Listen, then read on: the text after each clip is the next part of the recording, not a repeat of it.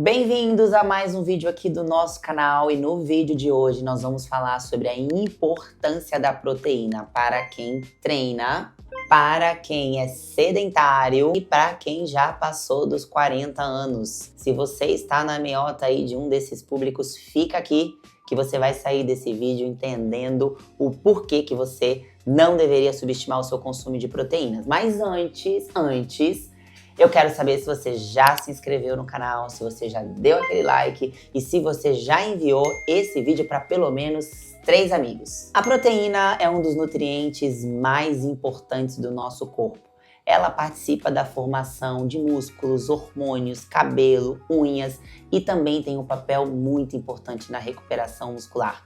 Outro papel importantíssimo da proteína é a construção muscular e a preservação de massa magra, principalmente em pessoas que treinam e pessoas que já estão envelhecendo. Mas, Gi, aonde que eu encontro proteína?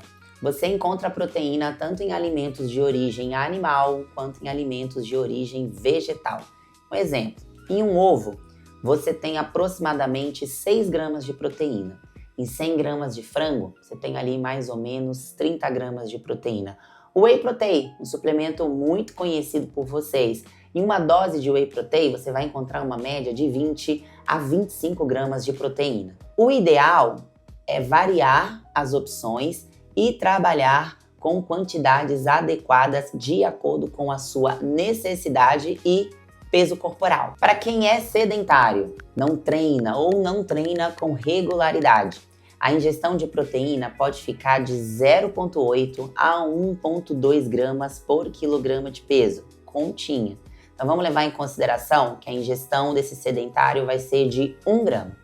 E essa pessoa pesa 70 quilos. 1 vezes 70, 70.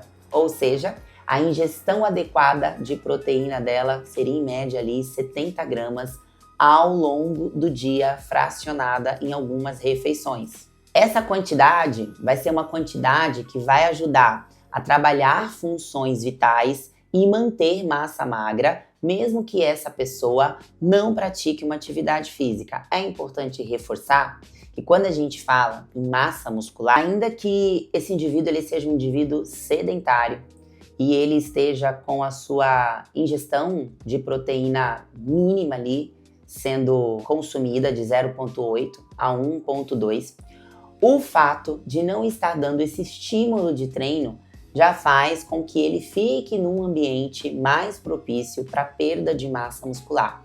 Então a proteína ela tem sim esse papel extremamente importante nessa preservação da massa magra, mas quando a longo prazo essa pessoa não pratica um tipo de exercício que realmente gere esse estímulo importante nas fibras musculares, ela pode sim perder massa muscular. Então, fica aqui o reforço de que treinar, fazer um treino, principalmente o treino de força, é extremamente importante quando a gente pensa em ganho de massa muscular. Agora, se você treina musculação ou crossfit, essa necessidade ela aumenta um pouco.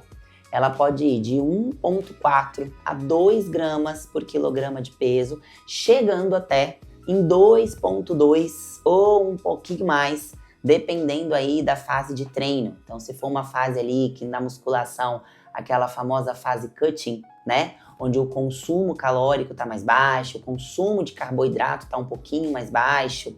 Dependendo de alguns casos, a quantidade da proteína pode ter que estar um pouquinho mais alta, acima de 2 gramas. Quando a gente leva para o CrossFit, a mesma coisa.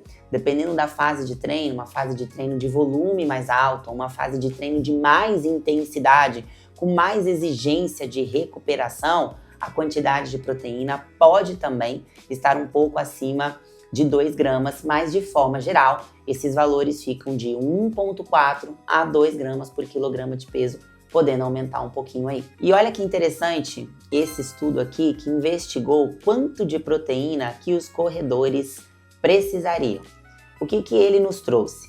Dias de treino, essa ingestão ficaria em média 1,8 gramas por quilograma de peso. Em fases em que esse corredor está numa dieta com carboidrato um pouquinho mais baixo, esse valor pode ir para 1,9 gramas por quilograma de peso. E em dias de descanso, esse valor podendo subir aí para 2 gramas por quilograma de peso, porque é o dia do descanso, mas é o dia que esse corredor está se recuperando.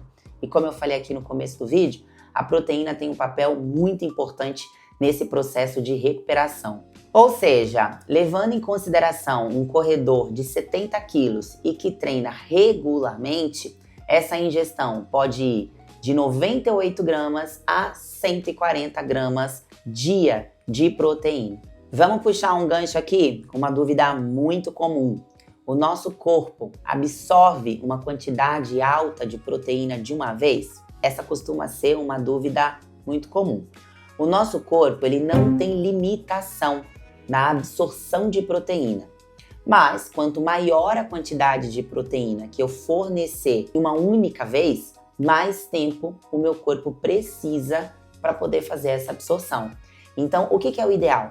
É eu fracionar os valores de proteína ao longo do dia.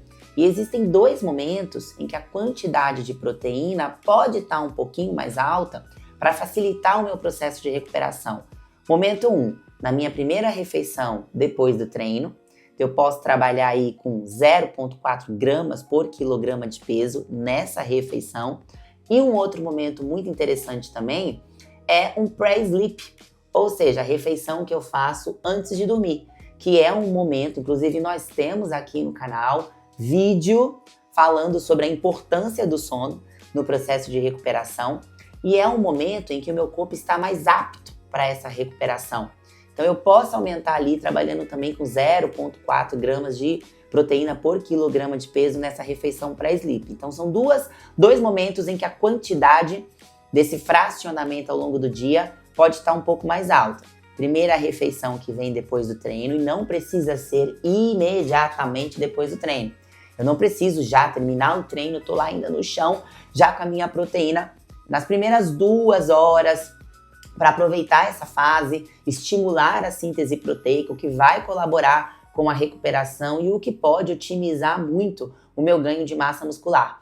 E naquela última refeição ali, antes de dormir, que para algumas pessoas pode ser o jantar, né? Quem janta um pouquinho mais próximo do horário do sono, e para outras pessoas pode ser uma ceia, para quem já jantou há mais tempo. Então, pegar a sua quantidade, vamos lá pegar o exemplo, paciente aqui de 70 quilos, usando 2 gramas por quilograma de peso, 140 gramas de proteína ao longo do dia. Eu posso pegar esses 140 gramas e dividir nas 4 ou 5 refeições, vamos supor que ele faça 4 refeições no dia, um café, um almoço, um lanche e um jantar. Eu pego 140 e divido nessas 4 refeições. E se existe uma refeição ali mais próxima ao treino, ou um pré-sleep proteico, colocar uma quantidade um pouquinho mais alta. Essa é uma forma de otimizar todos os benefícios que esse nutriente nos traz. E depois dos 40 anos? Após essa idade, é claro que dependendo muito também de fatores genéticos, né? Algumas pessoas têm uma predisposição maior do que outras a perderem massa muscular. E também muitas pessoas chegam nos seus 40 anos já estando treinando há bastante tempo, praticando uma atividade física há bastante tempo. Então essas pessoas, elas serão beneficiadas, mas mesmo assim, após essa idade, a gente já começa a ter uma perda de massa muscular um pouquinho mais acelerada e um pouquinho mais lá para frente, já começando a entrar ali numa sarcopenia. Essas pessoas, mesmo que não treinam, mesmo que sedentárias, elas têm uma necessidade maior no consumo de proteína por já estarem numa idade um pouquinho mais avançada. Então, se você passou dos 40 anos e é um sedentário, 1,2 a 1,6 gramas por quilograma de peso é a sua ingestão adequada de proteína. Se você já passou dos 40 anos e é uma pessoa que pratica atividade física, os valores recomendados para praticantes de atividade física servem para você também. Mas se você entende que você é uma pessoa que tem uma perda de massa muscular mais acelerada, esses valores podem ficar um pouquinho mais altos, né? Então ali, pensando em pessoas que fazem treino de força, como crossfit, como musculação, a gente pode ir de 1,8 a 2,2. Se você é uma pessoa que faz um tipo de atividade mais com foco em endurance, um corredor, a gente pode pensar ali em 1,8 a 2,2 gramas por quilograma de peso. Reforçando aqui que o melhor treino, né, e o treino mais adequado para manutenção e para esse ganho de massa muscular é, de fato, o treino de força. Então, se você é um praticante de endurance, não deixe de colocar no seu cronograma de treinamento ali de 2 a 3 vezes por semana, principalmente se você já passou dos 40 anos, não deixe de colocar esse estímulo de força, ainda que o seu foco principal, que o seu volume maior de treino seja de corrida, de ciclismo ou qualquer uma outra modalidade mais voltada para o endurance, é muito importante que exista esse estímulo, senão você vai ter uma perda de massa muscular muito mais acelerada, ainda mais passando aí dos 40 anos. E mais um ponto importante que eu falei aqui no comecinho do vídeo, mas quero reforçar. Lembrando que em 100 gramas de um alimento fonte de proteína, eu não tenho 100 gramas de proteína.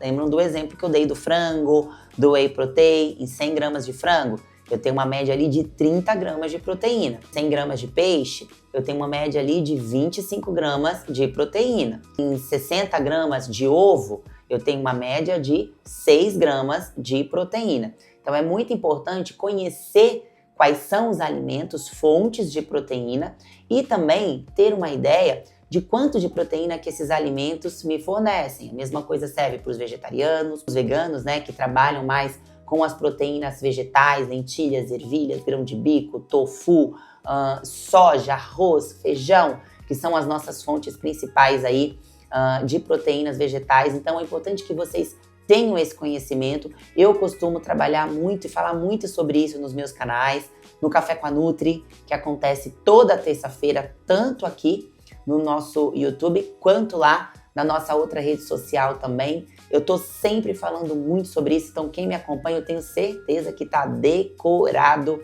os alimentos fontes principais de proteína e quanto tem de proteína em cada um desses alimentos. Se esse vídeo te ajudou a entender um pouquinho mais qual é a função da proteína, não deixa de dar o seu like, não deixa de se inscrever no canal e também compartilhar com aquele amigo ou com aquele familiar que quer treinar bem, que quer render melhor nos treinos e que quer envelhecer bem também. Vai ser importante para ele saber um pouquinho de tudo que nós conversamos aqui hoje. Vejo vocês no próximo vídeo. Um beijo e até mais!